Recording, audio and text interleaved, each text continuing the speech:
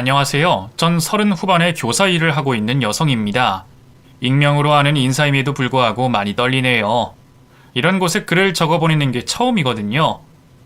사실 이곳에 사연을 보내게 되는 건 제 한풀이를 하려고 보내는 겁니다. 제가 소심한 성격이라 저에게 있었던 일들을 주변 사람들에게 쉽게 말하지 못하거든요. 그런데 이곳은 익명이라고 하니 안심을 하고 말할 수 있을 것 같아 이렇게 보내게 됐네요. 그런데도 혹시 나를 아는 사람이 있지 않을까 걱정이 시작됩니다.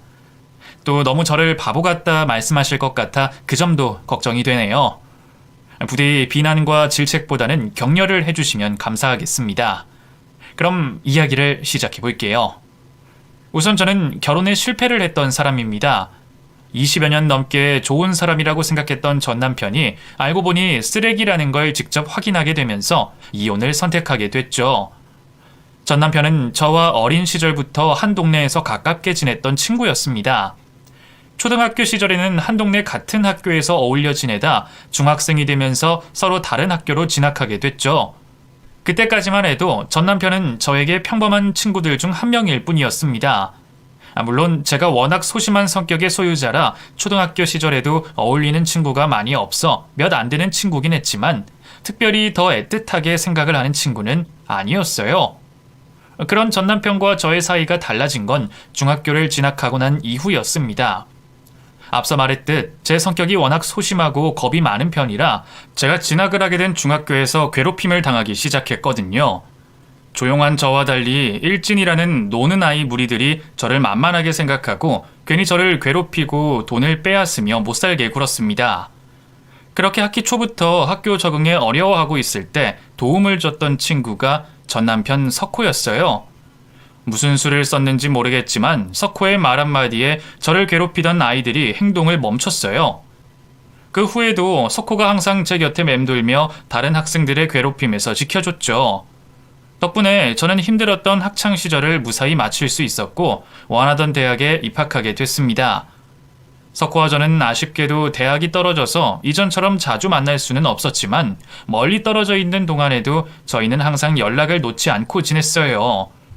그리고 언젠가부터인지 모르게 저는 그런 석호를 홀로 짝사랑하고 있었습니다. 하지만 괜히 고백을 했다가 차이고 친구 사이로도 남지 못할 거라는 두려움에 저는 고백 한번 해보지 못했죠. 그런데 어느 날 석호가 먼저 제게 마음이 있다며 고백을 해왔고 이미 마음이 있었던 저는 그 사람의 됨됨이를 알고 흔쾌히 고백을 받아들였습니다. 그렇게 친구에서 연인이 된 저희는 서로 바쁜 대학 생활 때문에 자주 만나지는 못했지만 조용히 사랑을 키워갔습니다. 저희가 연애를 하다 보니 확실히 전과는 많이 달랐어요. 서로 좀 더 깊은 관계가 돼서 그런지 전과 다르게 석호가 평소에 어울리던 친구들까지 만나게 됐거든요. 그런데 어울려 다니는 친구 중 한 명이 오래전 저를 괴롭혔던 애들과 가까이 지내던 남자아이라는 걸 알게 됐습니다. 제가 괴롭힘 당했을 때 그 애도 주변에 있던 걸 몇 번 본 적이 있었어요. 저를 직접 괴롭히진 않았지만 석호의 친구가 저를 괴롭힌 그 애들과 가깝다는 건 사실이었죠. 저에게는 트라우마나 마찬가지인 그 아이들과 당시 사귀고 있던 남자친구와 가깝게 지내는 사이라는 게 참을 수가 없었어요. 그래서 저는 남자친구에게 그 친구와 거리를 뒀으면 좋겠다고 부탁을 했지만 석호 입장에서는 자기 친구는 좋은 친구고 그 애들과 친분 때문에 곁에 있었던 것뿐이라며 대수롭지 않게 말했습니다. 직접 괴롭힌 게 아니라고 해도 방관 또한 폭력인 걸 모르는 건지 저는 그 일로 남자친구와 자주 다투게 됐어요.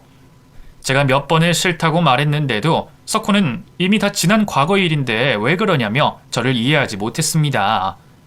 저희는 그 일로 크게 싸우고 냉각기를 갖게 됐고 저는 그 사이 이별까지 고민하고 있었어요. 그런데 그때 하필이면 제가 임신을 하게 됐다는 걸 알게 됐습니다. 아직 대학 졸업도 안 했는데 임신을 했다고 하니 저는 어린 마음에 두렵고 당황스러울 수밖에 없었어요. 그래서 부모님께 차마 말씀도 못 드리고 남자친구에게 먼저 연락을 할 수밖에 없었죠. 저만큼이나 석호 역시 어렸기에 당황할 거라 생각했습니다. 그런데 예상과 달리 석호는 꽤나 덤덤하게 저를 책임지겠다고 말했죠. 책임지는 게 당연하다는 듯 결혼하자 말해주는 남자친구에게 저는 고맙기만 했죠. 그렇게 저희는 양가 집안의 임신 소식을 알리게 됐고 부모님들은 이른 나이에 사고를 친 저희 때문에 곤욕스러워 하셨지만 이미 엎질러진 물이라 반대도 하지 못하셨어요. 아이 때문에라도 서둘러 결혼을 해야 했던 저희들은 급히 예식장을 잡고 이른 결혼을 하게 됐습니다. 준비 없이 치르게 된 결혼이었지만 그래도 남자친구와 좋은 결실을 맺었다는 생각에 행복했는데 제가 아름다운 신부로서 가장 행복해야 했을 그날에 저는 다시 보고 싶지 않은 사람을 보게 됐어요. 바로 학창시절 저를 괴롭히며 저에게 지우고 싶은 기억을 안겨다 줬던 가해자들이었죠. 전 남편 친구 중에 그 애들이랑 어울리던 그놈 때문인지 남편을 축하하겠다며 결혼식을 찾아왔던 거였어요. 그 애들 덕분에 저는 무거운 마음일 수밖에 없었습니다. 하지만 그런 저의 마음과 달리 결혼식은 무사히 치러졌고 저는 출산 준비를 하며 남은 대학 생활을 이어가게 됐습니다. 이제 유부녀로서 곧 엄마가 되고 신혼생활에 바빠야 할 시기였지만 아쉽게도 휴학할 수 있는 학기가 제한적이라 저는 얼마 남지 않은 학기를 임신 상태로 수료해야 했거든요. 그래서 저는 임신한 몸으로 학교까지 다니며 고생이 많았습니다. 그래도 저를 걱정하고 챙겨주는 남편 덕분에 저는 행복했어요. 우리 두 사람 다 아직은 학생 신분이었기에 각자 학교 생활을 하고 집에서 잠시 만나 시간을 보내는 게 전부였지만 그때마다 저와 아이를 걱정해주는 전 남편 덕분에 저도 버틸 수 있었죠. 그렇게 임신 6개월 차에 접어들며 저도 어느덧 배가 꽤 나온 상태였어요. 부른 배로 열심히 학교를 다니던 저는 어느 날 혼자 집으로 돌아가다가 친구들과 어울리고 있는 저희 남편의 모습을 보게 됐습니다. 반가운 마음에 가서 아는 체를 하려고 하는데 그 순간 옆에 웬 여자가 같이 있는 게 보였죠. 그리고 그 여자가 학창시절 제 따돌림을 주도했던 그 이가연이라는 것을 깨닫고 너무 놀랐어요. 도대체 두 사람이 왜 같이 있는 건지 궁금하던 그때 또 한 번 충격적인 장면을 보게 됐습니다. 두 사람이 자연스럽게 진한 스킨십을 하는 것을 목격하게 됐던 거죠. 연인 같아 보이는 두 사람의 모습에 저는 자연스럽게 남편의 뒤를 쫓을 수밖에 없었습니다. 남편이 친구들과 어울리고 있는 술집의 반대편에 2층 가게로 들어가 마시지도 못할 술을 시켜놓고 두 사람의 행동을 지켜보고 있었습니다. 그러자 제가 그동안 전혀 몰랐던 남편 모습들을 보게 됐죠. 담배 냄새 싫어한다던 남편이 줄담배를 피우고 있었고 저를 괴롭혔던 가연이와 길바닥에서 진한 스킨십을 나누는 모습은 제가 한 번도 상상한 적 없던 일이었습니다. 너무 충격적이라 당장이라도 쓰러질 것 같았지만 저는 덜덜 떨리는 손으로 그 장면들을 증거로 남겨뒀어요. 그렇게 뒤를 계속 쫓았던 저는 남편이 가연이와 모텔로 들어가는 것까지 확인하게 됐습니다. 망연자실한 저는 충격에 집에도 가지 못하고 한참 밖을 서성일 수밖에 없었죠. 그렇게 한참 만에 집에 들어갔더니 남편이 샤워를 하고 있더라고요. 그 사이 두 사람의 문자 내용까지 확인하게 된 저는 더 이상은 참을 수 없어 남편에게 아까 일을 따져묻게 됐습니다. 그러자 방금 전까지도 좋은 남편인 척하던 남편이 본색을 드러내더라고요. 네가 어떻게 나한테 이럴 수가 있어? 어떻게 임신한 나를 두고 바람을 펴? 그것도 나를 괴롭혔던 그 애랑. 야, 그럼 내가 진짜 너 같은 걸 사랑해서 만난 줄 알았어? 야, 나도 네가 임신만 안 했으면 결혼까지 할 생각 없었어. 그나마 지고지순한 줄 알고 집에서 식모처럼 쓰려고 그랬더니 왜 이제 와서 억울한 척을 하냐? 남편은 제게 씻을 수 없는 상처를 주며 제가 지금껏 자신의 장난감이었다고 말을 하고 있었습니다. 그 말에 충격을 받은 저는 결국 짐을 챙겨 집을 나갈 수밖에 없었어요. 하지만 남편이 저를 못 가게 붙잡았고 저는 저를 잡아채는 남편과 몸싸움을 벌이다가 그만 배에 큰 충격을 받고 자리에 주저앉고 말았습니다. 배를 찢는 듯한 어마어마한 통증에 급히 병원으로 옮겨졌지만 안타깝게도 뱃속의 아이는 결국 사산되고 말았어요. 이혼을 하더라도 아이는 지키고 싶었는데 반년이나 품은 아이를 허망하게 보내야 한다는 게 믿어지지 않았습니다. 결국 모든 것을 잃은 저는 남편과 이혼 소송과 폭행으로 인한 유산 소송을 하게 되고 지저분한 법정 싸움 끝에 이혼을 하고 갈라설 수 있었죠. 어린 나이에 유산과 이혼이라는 감당하기 힘든 일을 겪은 저는 그 후로 쉽게 일상생활을 할 수 없었습니다. 매일 뱃속에 품고 있던 아이 생각이 떠올라서 잠도 오지 않았어요. 이렇게 살다가는 저도 그냥 죽겠다 싶은 두려움에 저는 잠시라도 그 일을 잊으려 임용고시 준비를 하게 됐습니다. 이혼의 아픔 때문에 나가지도 않고 골방에만 틀어박혀 있던 저는 매일 쉬지 않고 공부만 할 수 있었고, 덕분에 그 어렵다는 임용고시에 단번에 합격하게 됐죠. 그렇게 시험을 패스한 저는 아이들을 가르치는 초등학교 교사가 될 수 있었습니다. 너무 큰 일을 겪었지만 그 사이 저도 조금은 버틸 힘이 생겼고, 천진난만한 아이들을 가르치다 보니 마음의 여유도 생기는 것 같았어요. 순수한 아이들 사이에서 분노로, 불신으로 가득한 저의 마음이 자연스럽게 치유되는 듯 했죠. 그렇게 저는 제 직업에 만족하고 있었어요. 그러다 또 새로운 학기가 시작됐습니다. 이번 학기에는 제가 1학년 담임을 맡게 됐어요. 이제까지는 고학년 위주로 담임을 맡아왔었는데 처음으로 맡게 된 학년에 기대가 많이 됐죠. 선생님들은 장단점이 있다고 했는데 저로서는 순수한 아이들과 함께 시간을 보낼 수 있어서 좋기만 했습니다. 그러다 굉장히 흥미있는 사실을 알게 됐어요. 우리 반 학생 중 한 아이가 저와 인연이 깊은 사람들의 자식이더라고요.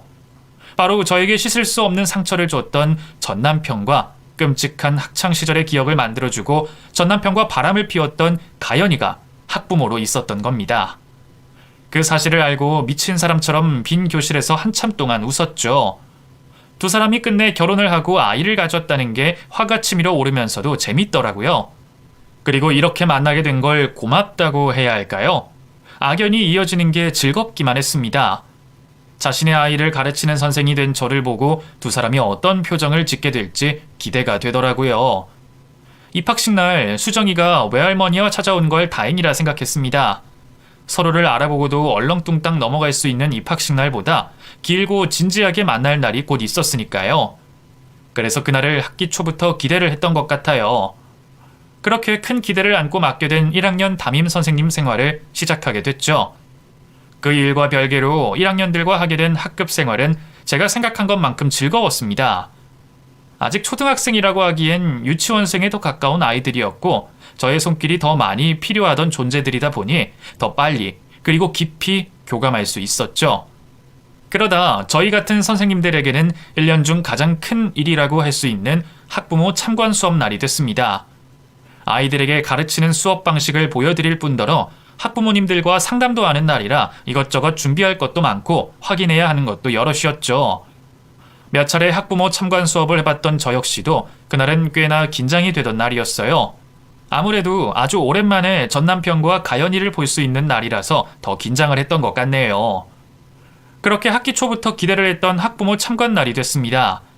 보통 저학년 참관 수업의 경우 3교시 이후로 진행되는 경우가 많아 1, 2교시는 평소처럼 진행을 했고 3교시부터 본격적으로 학부모님들을 모시고 수업을 시작하게 됐죠. 준비를 열심히 한 덕에 큰 문제 없이 수업을 진행할 수 있었고 아이들 역시 학교로 찾아오신 부모님께 멋진 모습을 보이려 의욕적인 태도로 수업에 참여해줬어요. 여느 때처럼 밝고 참여도가 높은 수업을 하고 있던 도중 학부모 두 분이 반으로 들어왔습니다.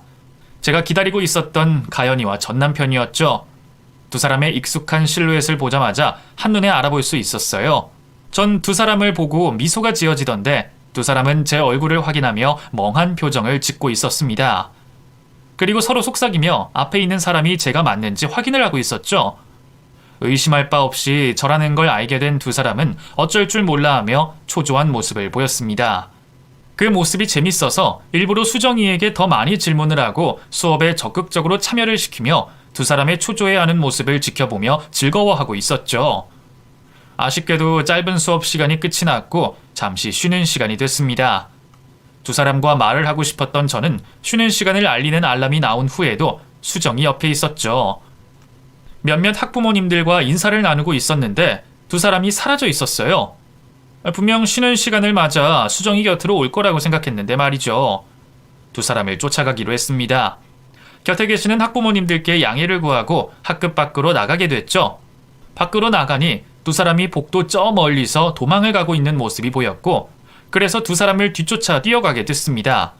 그러다 벽에 부딪혀 넘어진 전남편을 붙잡을 수 있었죠. 무슨 귀신이라도 봤어? 제발 저래 도망친다고 해도 자식까지 두고 도망칠 만큼 겁이 나는 거야? 뭐야? 당신 왜 수정이 담임이야? 설마 우리한테 복수라도 하려고 일부러 꾸민 짓이야? 일부러? 내가 그렇게까지 대단한 사람이면 너희들 이렇게 정상적으로 살게 두진 않았지. 진작에 지옥으로 떨어뜨리지 않았을까? 나도 수정이 기록부 보다가 알게 됐어. 너네 두 사람 이름 보고. 내가 그 사실을 알고 얼마나 웃었는지 아니? 결국에 결혼을 했구나. 이 벌레만도 못한 것들이. 나는 그때 받은 상처 아직도 아물지가 않는데 얘들은 잘 살고 있구나. 그러면서 난 참 바보 같다라는 생각이 들더라고. 그러다 이게 기회이지 않을까 싶었어. 너희들에게 복수할 수 있는 기회. 그래서 오늘 정말 기다렸어. 우리가 이렇게 오랜만에 만나게 될 날을. 전과는 많이 달라진 저의 모습에 전 남편은 많이 당황하고 있었습니다. 그때 가연이가 어느새 저희들 곁에 와서는 과거 학창시절처럼 저를 대하며 화를 내기 시작했죠. 야, 너 미쳤어? 그래서 뭘 어쩔 건데. 이제 네가 선생 돼서 우리 애라도 괴롭히겠다는 거야? 너 그러다가는 잘려. 그걸 몰라? 그리고 내 아이가 당하는데 내가 가만히 있을 것 같아? 너 세월이 많이 지나서 잊어버렸나 본데. 예전에 너랑 내가 어떤 관계였는지 기억나게 해줄까? 다행이다. 넌 예전과 다를 게 없어서. 그래서 오늘 확실히 알게 됐네. 이제 너 따위 무섭지가 않아. 안 그래도 걱정했거든. 네 말처럼 아직도 내가 예전의 나여서 널 무서워할까봐. 기억나게 할 수 있으면 해봐. 그렇게 하다가는 이제 네가 역으로 얻어맞을 것 같은데. 그리고 나 선생님이야.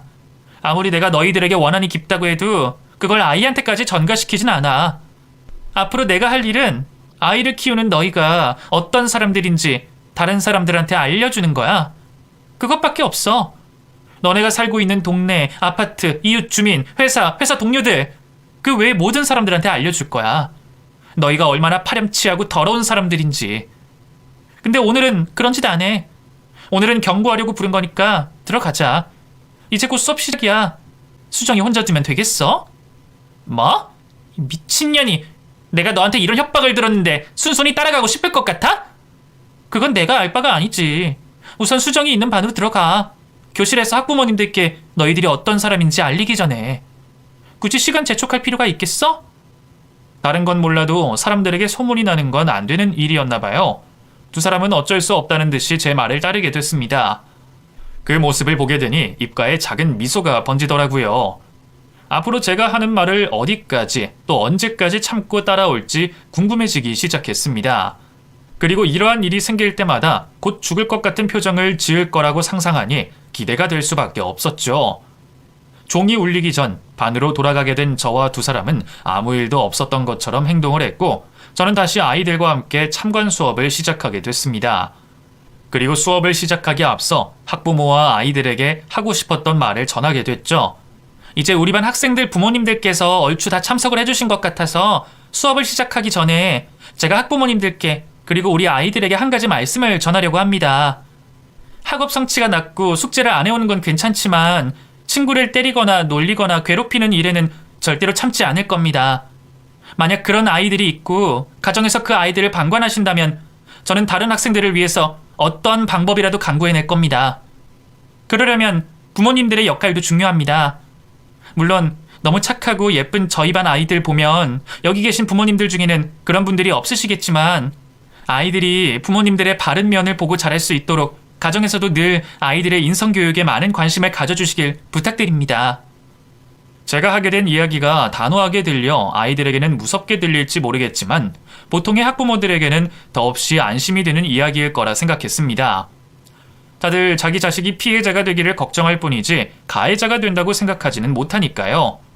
하지만 누군가에게는 제 말이 협박처럼 들릴 수 있을 거라 생각했어요. 자기 자식 앞에 당당하지 못하고 불안에 떨 수밖에 없는 누군가가 있다는 걸 알고 있었으니까요. 그런 사람들이 누구인지 잘 알고 있는 저는 그 두 사람의 눈을 피하지 않고 꼿꼿하게 노려보며 그 이야기를 전했습니다. 아니나 다를까 찔리기는 하는지 전 남편과 가연이는 제 눈을 피해버리고 말더라고요. 이후 참관 수업을 마치게 됐고 수업에 참관을 해주신 학부모님들과 다 같이 하는 상담 겸 질의응답 시간을 가지게 됐습니다. 저를 마주하는 게 껄끄러울 텐데도 다행히 전 남편과 가연이도 끝까지 남아있어 줬죠. 그렇게 공동 상담 시간까지 마치게 되며 참관 수업은 마무리가 됐습니다. 이후 몇몇 학부모님들께서 반에 남아 개인 상담을 원하셨는데 전 남편과 가연이는 서둘러 자리를 떠나려고 하는 거예요. 하지만 저는 두 사람을 호락호락하게 보내줄 생각이 없었죠.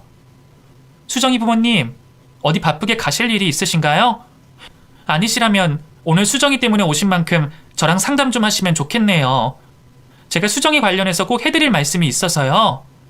어딜 도망가냐 싶었던 저는 아이를 핑계로 두 사람에게 학부모 상담 이야기를 꺼냈습니다.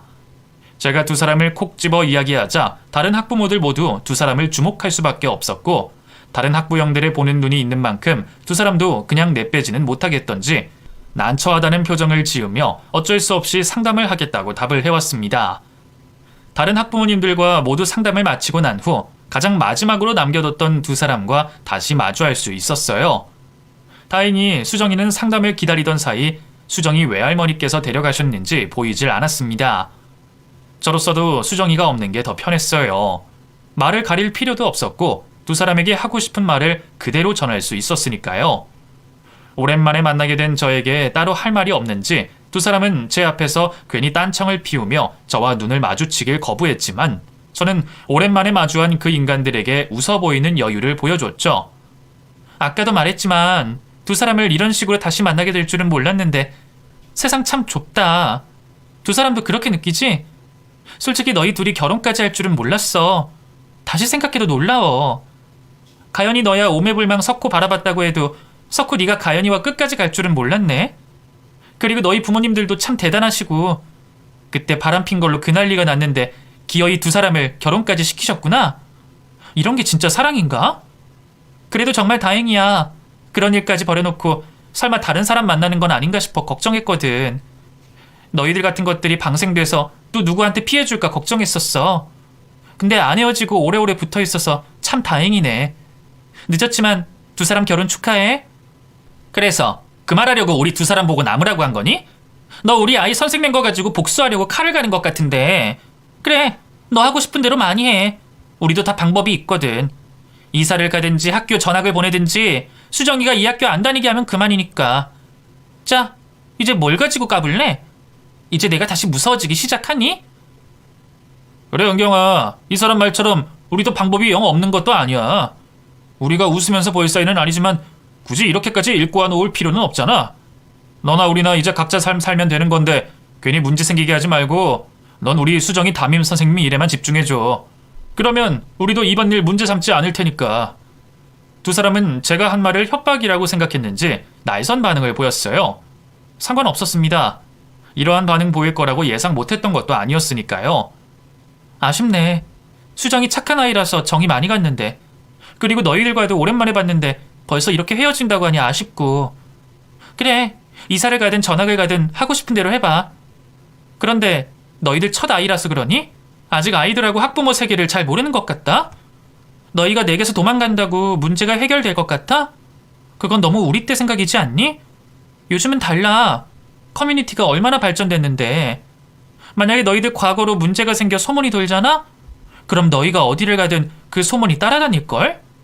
어쩌면 너희가 이삿짐을 풀기도 전에 그 소문이 엄마들 카페나 지역 커뮤니티에 이미 퍼져 있을지도 몰라. 요즘은 그래. 그래서 서로서로 조심하고 문제 안 생기게 하려고 노력하고. 학부모들만 그런 줄 아니? 요즘 애들도 얼마나 빠른데. 수정이도 휴대폰 있더라? 거기서 애들끼리 연락하는 거 못 봤니? 애들도 그 정도는 해. 그래서 너희들 소문이 돌고 난 뒤 너희가 아무리 쉬쉬하려고 해도 애들 귀까지 들어가는 건 시간 문제일 뿐이라고. 농담인 것 같으면 한번 직접 확인해봐. 최근에 또 이전에 무슨 일들이 있었는지, 그리고 얼마나 소문이 빠른지 너희도 한번 생각해볼래? 다른 학부모가 돼서 부모 둘이 있는데 한 명은 학창시절 일진놀이에 학교 폭력까지 했었고 유부남과 그렇고 그런 사이였다고 하네? 또 한 명은 그런 년 만나는 것도 모자라서 임신한 아내 밀쳐내서 뱃속에 아이 사산하게 만들었고, 그 두 사람이 결혼을 했고 아이까지 낳았어. 누가 들어도 공분할 이야기가 아니니? 그런 부모와 가까이 하고 싶겠어? 아이는 어떻고. 이제 너희들이 어떤 상황에 놓여 있는지 알겠니? 다시 말해서 너희들이 생각 없이 저질렀던 행동들 모두 지금은 너네 족쇄가 돼서 따라다니고 있는 거야. 그리고 지금 너희가 어떻게 행동하냐에 따라 수정이에게 그 족쇄를 채울 수도 있는 거고. 이렇게 될 줄 몰랐지? 아니지. 이렇게 된다는 걸 알았어도 너희들은 똑같이 행동했을 거야. 쓰레기들이니까. 자신들의 과거가 끝까지 쫓아다닐 거라는 말에 두 사람은 눈치를 보며 저에게 어떤 대꾸도 못하고 있었습니다. 방금 전까지 자신있게 하고 싶은 대로 다 하던 당당함은 없어진 채 말이죠. 두 사람 입에서 어떤 말이 튀어나오게 될지 궁금해 뚫어지게 쳐다보고 있었습니다. 그러자 저는 저의 심기를 거스르면 안 된다고 생각한 건지 가연이가 먼저 잘못했다며 용서를 구하기 시작했어요. 은경아, 그럼 내가 어떻게 하면 화가 풀릴까? 내가 미안해. 학창시절 일도 그렇고 석호 일도 그렇고 너한테 큰 상처가 됐다는 걸 이제야 깨달았어. 내가 어떻게 하면 그 화가 풀리겠니? 내가 했던 행동들처럼 네가 때리면 맞고만 있을게. 그리고 내가 뺏어간 돈들 이제까지 쳐서 갚아 나가도록 할게. 네 말대로 우리 다른 사람들에게 알려지면 부끄러운 인생 살아왔어. 인정해. 근데 우리 수정이는 아무 잘못 없잖아. 부모 잘못 만난 거 빼고. 나랑 이 사람 수정이 낳고 나서는 많이 변했어. 좋은 사람은 될 수 없겠지만 그래도 다른 사람들한테 피해는 주지 않으려고 해. 우리 딸을 위해서. 그러니까 우리 수정이 위해서라도 제발 용서 좀 해줘라. 부끄러운 과거라는 걸 이제서야 깨달은 거야? 그리고 변했다고? 너희가? 방금 전까지 보기에는 똑같이 보이던데 변한 게 아니라 더는 예전처럼 살 수가 없는 거겠지.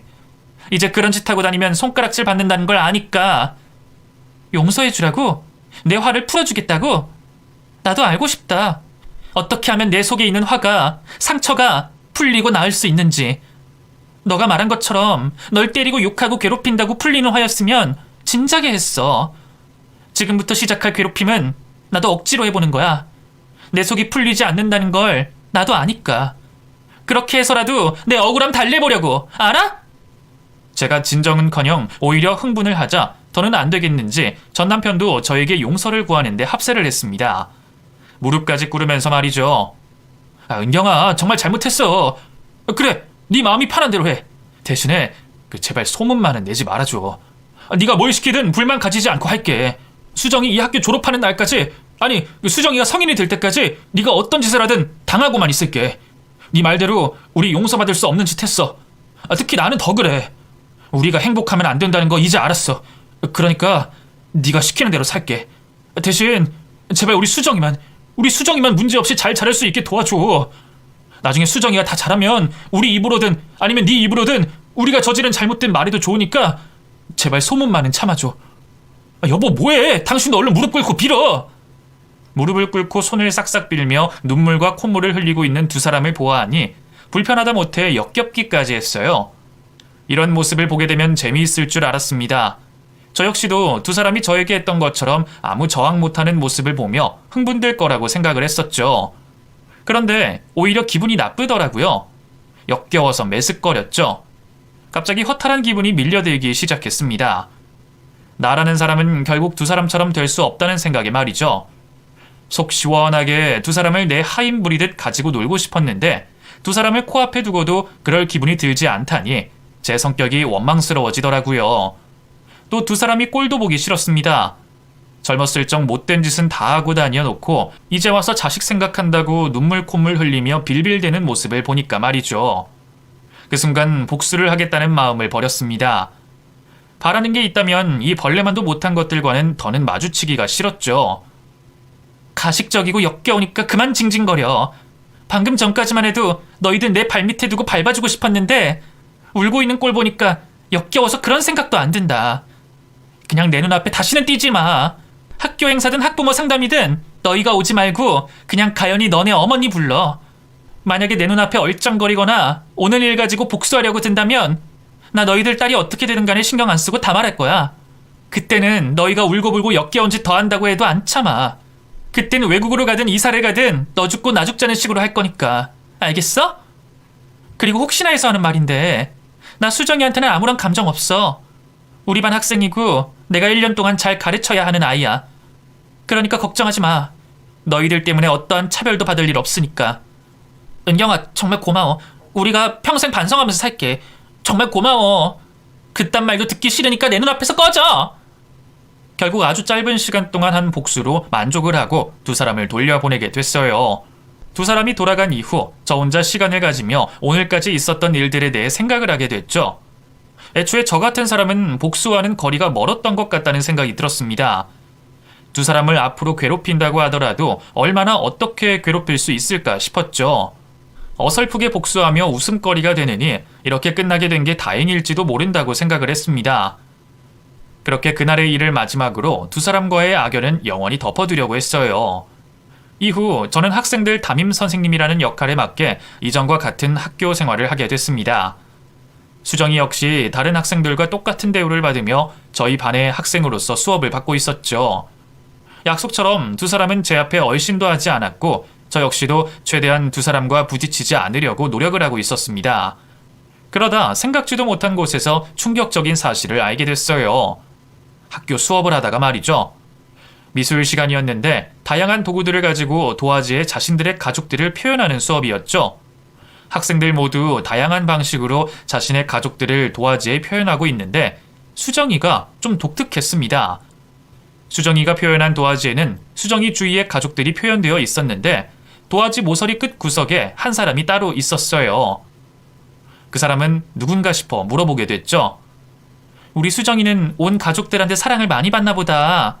수정이가 가장 가운데 있네. 그런데 여기 멀리 떨어진 사람은 누구를 표현한 거야? 엄마랑 친하게 지내는 그림자. 근데 나도 얼굴을 본 적 없어서 누군지는 잘 몰라요. 누군지 모르는 그림자야? 그런데 가족으로 표현했어? 거의 맨날 집에 있는데. 엄마랑만 친해요. 맨날 엄마랑 방에 있어서 얼굴은 못 봤고요. 근데 항상 웃음소리가 나요. 그래? 엄마가 전화통화하는 건 아니고? 목소리도 들리는데. 가끔 뒷모습도 보고. 근데 엄마가 그림자 아저씨 있을 때는 방에서 못 나오게 해요. 그래서 가끔 학교 갔다 왔을 때나 화장실 갈 때 빼고는 본 적이 없어요. 그때도 맨날 뒷모습만 보고. 어른들은 엄청 복잡하게 노는 것 같아요. 귀찮게. 아무리 생각해봐도 수정이가 해주는 말이 이상하게 느껴졌습니다. 수정이에게 들었던 내용을 정리해본다면 모르는 남자가 낮에 가연이와 방 안에 있다는 소리인데 이걸 어떻게 이해를 해야 하는 건가 싶었죠. 머릿속에는 한 가지 생각밖에 들지 않더라고요. 가연이 얘가 다른 남자를 집으로 데리고 오고 있다는 생각이 들었어요. 나중에는 수정이에게 입단속을 시켰다는 말을 듣게 되면서 더 확신을 할 수 있었습니다. 어이가 없더라고요. 결혼한 남자를 이혼까지 시키며 하게 된 결혼 생활을 제쳐놓고 다른 남자를 만나고 있다는 말이었으니까요. 그런 짓을 하면서 제 앞에서는 눈물을 흘리며 뻔뻔히 수정이 걱정을 한다는 게 이해가 되지 않았습니다. 미친 것 같더라고요. 저는 두 사람과 마주치지 않기로 했었기 때문에 모른 척하고 넘어갈 생각을 하고 있었죠. 그런데 개인적인 감정을 다 덮어두고 생각해봐도 지금 이러한 일이 벌어지고 있는 걸 마냥 지켜보는 게 수정이 정서에 좋을 것 같지 않아 보였습니다. 가연이를 불러다 말을 하는 게 좋겠다고 생각이 들었죠. 그런데 저에게 이야기를 듣게 된 가연이가 흥분을 하며 저를 못된 년으로 몰아세워갔습니다. 뭐? 너 지금 무슨 말도 안 되는 소리를 하고 있어? 너 수정이 이용해서 복수하려고 이러는 모양인데 너 이렇게 나오면 나도 가만히 두고 볼 수만은 없어. 너 아동학대로 신고할 거라고. 애한테 이상한 소리 주입시키는 것도 학대라는 거 몰라? 너 지금 무슨 소리 하는 거니? 나 지금 수정이 담임 선생님으로서 말을 하고 있는 거야. 너희들한테 복수하려는 게 아니라 수정이가 걱정돼서 말하는 거라고. 내가 복수하려고 마음먹었으면 널 불렀을 것 같아? 네 남편을 불렀지? 너가 바람을 피는 남자를 만나든 나랑 상관없어. 다만 조심 좀 하라는 거야. 수정이랑 한 공간에서 그러면 어쩌자는 거야? 그러니까 그게 무슨 소리냐고. 너 그때 우리가 네 앞에서 빌었던 거 가지고 자신만만한 것 같은데 그건 언제까지나 내 과거에 대한 잘못으로 빈 것뿐이야. 이렇게 생사람 잡으면서 괴롭히면 나도 가만히 있지 못한다고. 그리고 내 애는 내가 알아서 잘 돌볼 테니까 관여 안 했으면 안 해? 애도 없으면서 남의 가정일에 관여하는 거 좀 우습지 않니? 괜히 학교로 불렀다고 생각할 찰나 가연이가 먼저 넘어서는 안 되는 선을 넘더라고요. 내가 누구 때문에 어떤 이유로 아이를 잃어버리게 됐는지 가장 잘 알고 있는 사람인 가연이가 저에게 아이를 들먹인 겁니다. 그 순간 수정이를 생각해 꺼낸 말이 복수의 칼날로 바뀌게 됐죠. 돌아가려는 가연이를 붙잡고 오해를 한 것 같다며 사과를 하게 됐습니다. 그리고 안심을 하는 가연이 몰래 전 남편에게 연락을 해 학교로 오라고 했죠. 수정이 학교 생활에 대해 상담을 하며 시간을 끌던 사이 전 남편이 학교로 도착해 반으로 찾아왔어요. 찾아온 전 남편을 보며 가연이는 당황을 하고 저를 째려보기 시작했죠. 당신이 여기 왜... 너 진짜? 됐어 여보, 인연 이야기 들을 필요 없어. 우리 또 협박하려고 부른 것뿐이야. 내가 말했지? 전혀 저렇게 물러서지 않을 거라고. 어떻게든 우리 괴롭힐 거라고 얘기했잖아. 그냥 가. 그냥 가고 우리도 법적으로 대응해버리자. 전현이 지가 말한 대로 행동하면 우리 이민이라도 가버리지 뭐. 먼저 선수를 친 가연이는 전남편을 저와 떨어뜨려 놓으려고 용을 썼습니다. 전남편은 어리둥절해했고 전 이 기회를 놓칠 수 없어 서둘러 수정이가 그린 그림을 보여주게 됐죠. 이 그림, 수정이가 가족을 그린 거야. 여기 끝에 보이지? 이 모서리에 있는 가족이 누구라고 생각돼? 내가 궁금해서 물어보니까 수정이는 매일 너희들 집에 찾아오는 사람이라고 하던데, 매일 엄마랑 방 안에서 웃으면서 지낸다고. 석호, 너 회사 그만두고 이제 장사라도 하니? 그 시간에 집에 있게? 혹시나 해서 불렀어. 나도 이전에 철석같이 믿고 있던 사람한테 당한 적이 있어서 조심 좀 하라고. 특히 수정이가 보고 있는데 더 조심해야 하지 않을까? 그런데 가연이 쟤는 왜 저렇게 화를 내는 거니? 제발 저리는 건가? 제가 한 말을 듣고 전 남편은 흔들리기 시작했습니다. 다른 사람도 아니고 수정이에게 그러한 말을 들었다고 하니 의심이 될 수밖에 없었겠죠. 제 앞에서 가연이를 의심하더라고요. 당신 저 얘기 무슨 소리야? 우리 집에 누가 찾아오다니? 누가 찾아오는 건데? 당신 방 안에서 누구랑 있었는데? 당신까지 왜 이래? 전혀 거짓말 믿는 거야? 내가 부르긴 누굴 불러? 은경이가 수정이한테 직접 들었다고 하잖아. 내가 수정이한테 물어볼까? 그래야 솔직히 말하겠어? 석호야, 그것뿐만이 아니야. 수정이가 그러는데 가끔 뒷모습도 본 적 있다고 해. 또 가연이가 가족들한테는 비밀이라고 수정이랑 약속을 했다던데? 멀리 떨어져 불구경을 하고 있던 저는 틈틈이 기름을 부어줬습니다. 결국 두 사람은 다툼을 벌였고 저는 두 사람을 반에서 쫓아낸 다음 퇴근을 하게 됐죠. 그 다음날 수정이는 아무런 문제 없이 학교에 잘 등교했습니다. 그리고 그 이후에도 결석 한 번 없이 학교에 나왔죠. 수정이에게 은근슬쩍 부모님에 대해 물어봤지만 다들 잘 계시다는 말만 들을 수 있었습니다. 분명 싸우는 것까지 확인을 했는데 어떠한 반응도 없으니 궁금증만 커져가게 됐어요. 그러다 여름방학을 앞둔 그때 수정이 외할머니께서 찾아와 저에게 이사를 가게 됐다며 인사를 하러 오시더라고요.